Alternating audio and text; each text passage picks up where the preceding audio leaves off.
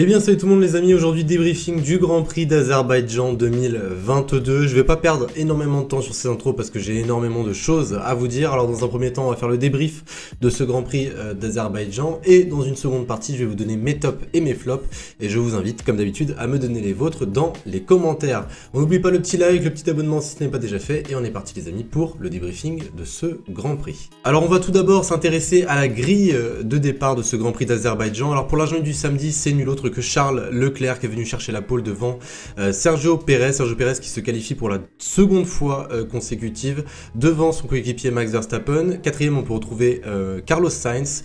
5e George Russell, 6e Pierre Gasly, 7e Lewis Hamilton, 8e Yuki Tsunoda. Bonne performance des AlphaTauri pendant la journée de qualification. En parlant de bonne performance, on peut parler aussi de celle de Sébastien Vettel qui est venu se classer 9e. Et pour terminer le top 10, on peut retrouver Fernando Alonso et les deux McLaren 11e, 12e. Donc les amis, on est parti maintenant pour le départ de ce Grand Prix d'Azerbaïdjan et c'est nul autre que Sergio Pérez qui récupère directement la tête de ce Grand Prix devant Charles Leclerc. Max Verstappen lui a pris un bon départ également mais malheureusement pour lui il s'est fait bloquer par la Ferrari.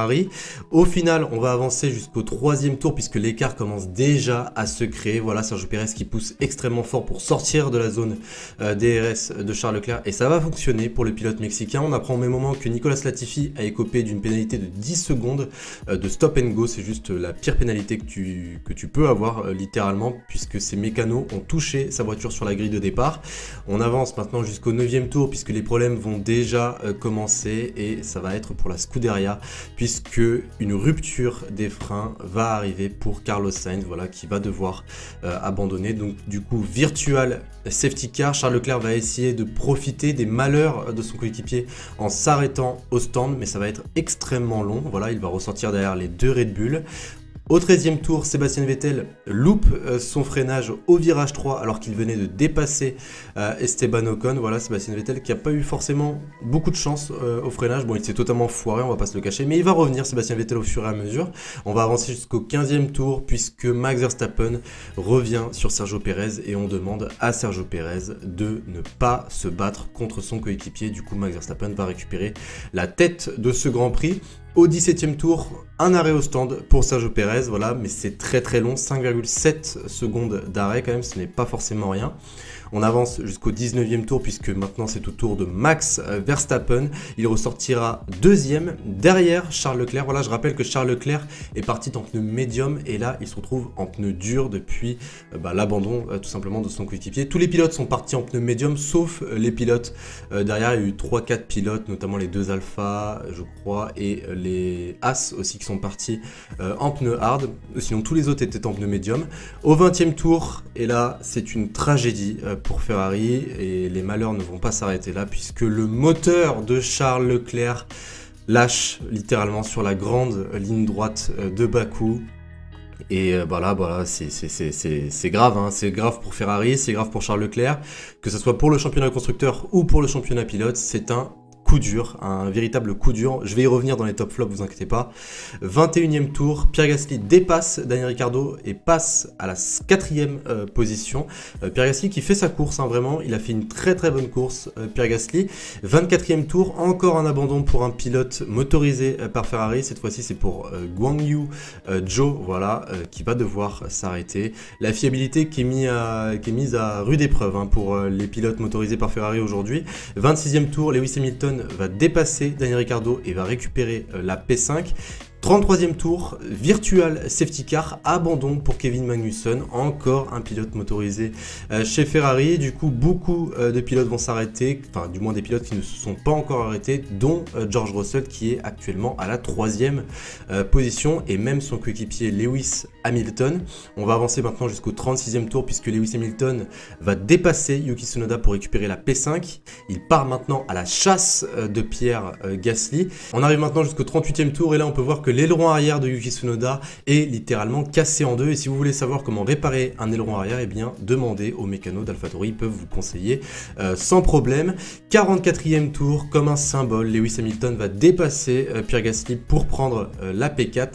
Et ensuite, il va y avoir une petite bagarre entre Daniel Ricciardo et Lando Norris, mais bon, sans trop de conséquences. Et victoire de Max Verstappen qui va venir s'imposer aujourd'hui en Azerbaïdjan. c'est le 6e vainqueur différent sur les 6 dernières éditions devant son coéquipier Sergio Pérez, et en 3e position on peut retrouver la Mercedes de George Russell. Donc les amis, on est parti pour mes top flops. On va commencer par les tops comme d'habitude et je vous invite à mettre les vôtres dans les commentaires. Alors déjà, le premier top, je vais même pas mettre Verstappen, je vais même pas mettre Pérez en fait, je vais mettre littéralement Red Bull, hein, voilà, un grand Red Bull. Aujourd'hui c'était la meilleure opération que Red Bull pouvait faire vis-à-vis de Ferrari, littéralement.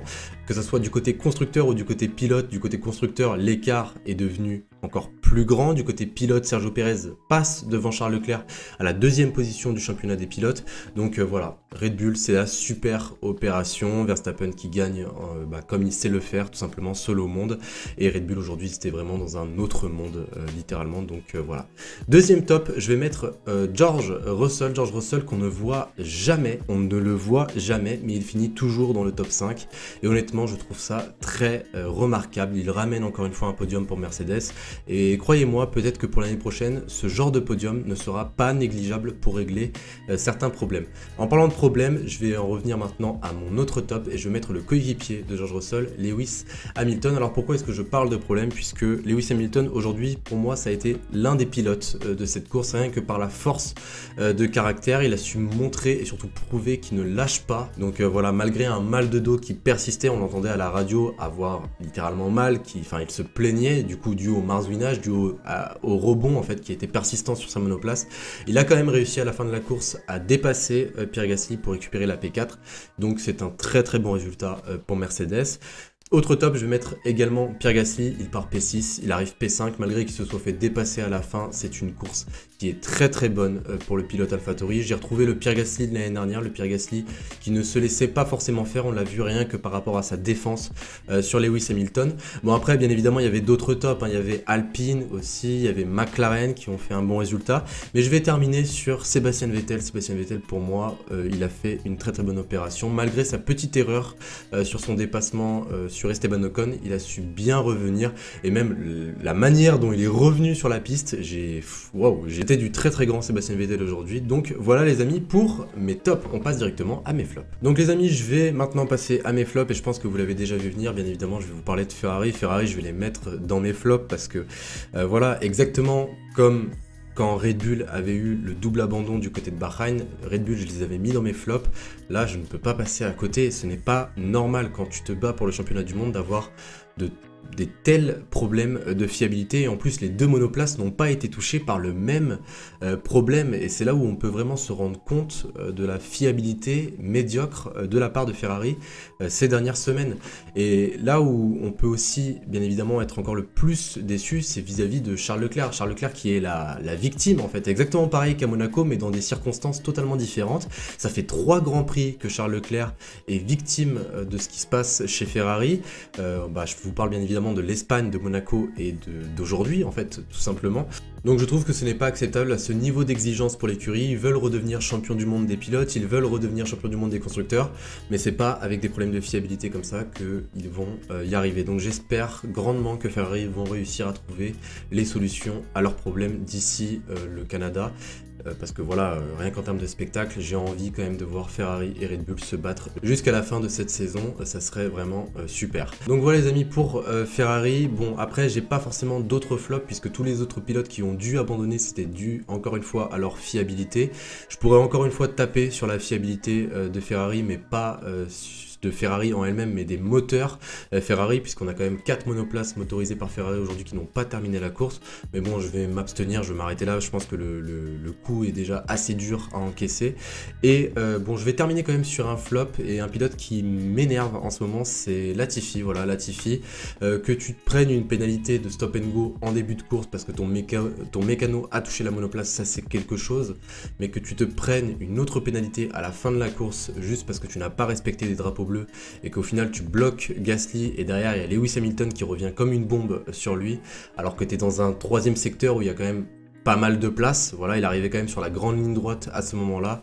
Je ne trouve pas ça acceptable, encore une fois, de la part de Nicolas Latifi. Donc j'espère vraiment qu'il va se ressaisir parce que voilà, depuis quelques semaines même, il se prend littéralement une pilule par son coéquipier et je ne trouve pas ça forcément normal, encore une fois. Donc voilà les amis, par rapport à ce Grand Prix d'Azerbaïdjan, j'espère vraiment que ce débriefing vous aura plu. Bien évidemment, dites-moi vos tops et vos flops dans les commentaires. N'hésitez surtout pas, je réponds à tous les commentaires et j'adore regarder vos avis. Sur ce les amis, n'oubliez surtout pas le petit like, de vous abonner si ce n'est pas déjà fait, il y a des tonnes de choses qui arrivent sur la chaîne et croyez-moi, vous n'allez pas être déçus. Et sur ce les amis, je vous souhaite une excellente journée, une excellente soirée, prenez soin de vous et je vous dis à la prochaine. Salut tout le monde.